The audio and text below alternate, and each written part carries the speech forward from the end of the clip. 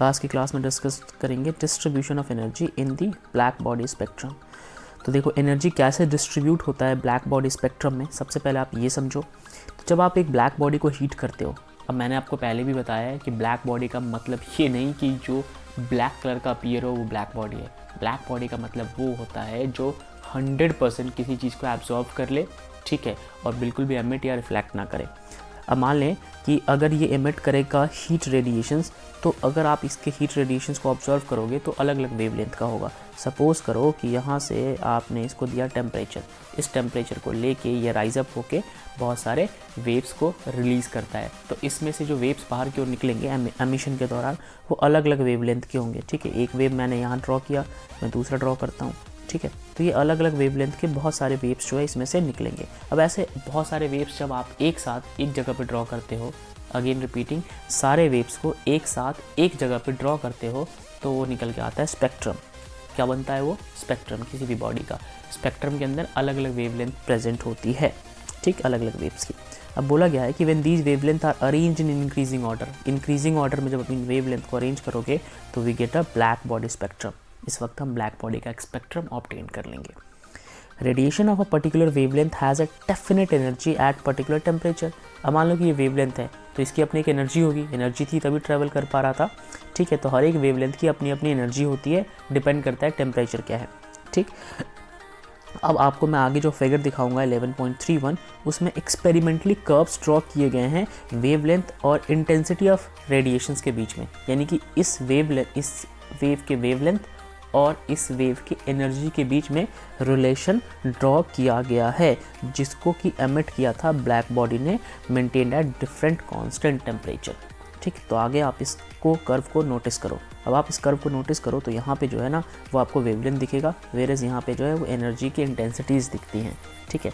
तो आप देखो कि कुछ वेव्स जो है, ठीक, उनकी एनर्जी बहुत कम है, ठीक। अगर मैं वेवलेंथ की बात करूँ, लेट सपोज अगर यहाँ पे ये चीज़ सेंटीमीटर में, माइक्रोन में कैलकुलेट करना है, वेवलेंथ हमें माइक्रोन में कैलकुलेट करना है, तो अगर मैं बोलूँ कि कुछ वेव्स जो है जिनकी वेवलेंथ है 2 माइक्रोन से 6 माइक्रोन के बीच में, उनकी जो एनर्जी है ना वो लगभग यहीं तक लाई करती है, इस रीजन पे। अगर यहाँ पे इसकी वैल्यू मान लो 2 हो सपोज, तो यहाँ तक 2 जूल तक लाई करती है। कुछ वेव्स ऐसे हैं विजिबल रीजन्स वाले जो यहाँ से जाते हैं, जिनकी जो 105 केल्विन पे, 1095 केल्विन पे अगर आप उस पर्टिकुलर वेवलेंथ को रख देते हो तो फिर उनकी एनर्जी जो है वो बढ़ के यहाँ तक चली जाती है। फिर आपने टेम्परेचर बढ़ाया, एनर्जी बढ़ के ऊपर चली गई। यानी कि आप देख रहे हो कि वेव्स की अगर आप टेम्परेचर में इंक्रीमेंट करते जाओगे तो एनर्जी जो है वो बढ़ता चला जाएगा।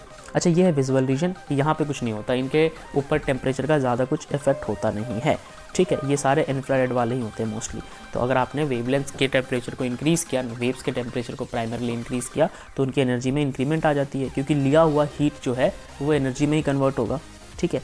अब हम क्या क्या कंक्लूजन इससे समझ सकते हैं। सबसे पहला कि at each temperature a black body emits continuous heat radiation spectrum. हर एक टेम्परेचर पे लगातार वो स्पेक्ट्रम जो है प्रोड्यूस करता रहता है। आप देखो कि मान लो कि अगर इसी टेम्परेचर को ले लो तो इस अकेले एक टेम्परेचर पे बहुत सारे वेव्स जो है वो जनरेट होंगे, ठीक है। अब देखो ना कैसे जनरेट होंगे। अगर 998 केल्विन की बात करें तो इसी वक्त इसी समय पे यहाँ पे 2 माइक्रोन का भी वेवलेंथ बन रहा है, 3 माइक्रोन का भी बन रहा होगा, 4 का भी बन रहा होगा, और ना जाने उसके बीच में कितने वेवलेंथ्स ड्रॉ हो रहे होंगे, ठीक है। सेकेंड पॉइंट है energy associated with radiation of a particular wavelength increases with increase in temperature. तो अगर एनर्जी की बात की जाए तो उसी पर्टिकुलर वेव की एनर्जी अगर आपको बढ़ानी है तो आप उसका टेम्परेचर बढ़ा दो। As wavelength increases the energy emitted increases. अगर वेवलेंथ आप इंक्रीज करोगे तो अगेन रिपीटेड बात है कि एनर्जी जो है वो इंक्रीज कर जाएगी और फिर वो रीच करेगी एक मैक्सिमम वैल्यू को for a particular wavelength and then decreases. आप देख रहे हो कि पहले तो बढ़ती है और बढ़ने का फिर वापस घटती भी है। किसी का भी नोटिस करो, एनर्जी जो है वो अगर इंक्रीज करती है टेम्परेचर बढ़ाने से, तो वापस वो डिक्रीज भी करती है एक पॉइंट के बाद आके, ठीक है, ओके। उसके बाद फोर्थ पॉइंट में बोला गया है कि the wavelength of a maximum emission shift towards the lower wavelength side of the temperature of the black body increases। तो वही चीज़ है कि अगर एक पॉइंट के बाद वो डिक्रीज करेगी तो फिर वो लोअर साइड में शिफ्ट कर जाएगी, ठीक, इसी को हम कहते हैं वेन्स डिस्प्लेसमेंट, जिसको कि मैंने अलग से एक वीडियो में डिस्कस किया हुआ है, जहाँ पे रिलेशन बताया जाता है वेवलेंथ का और एब्सोल्यूट टेम्परेचर का। अगर आप जब इंक्रीमेंट की बात करते हो तब तो होता है वो इन्वर्सली प्रोपोर्शनल, लेकिन जब आप डिक्रीमेंट की बात करते हो, ठीक है, एनर्जी डिक्रीज़ कर रही है, तब ये क्या हो जाते हैं। अब यहाँ पे नोटिस करो, लैम्डा इज़ इक्वल टू, अगर कोई कांस्टेंट निकलेगा तो a/t आ गया, लेट्स सपोज। तो फिर अगर यहाँ से a की वैल्यू निकालनी हो आपको, a कांस्टेंट है तो लैम्डा इंटू में t आ जाता है। ठीक, यही था आपका वेन्स डिस्प्लेसमेंट लॉ, पीछे भी पढ़ा था आपने।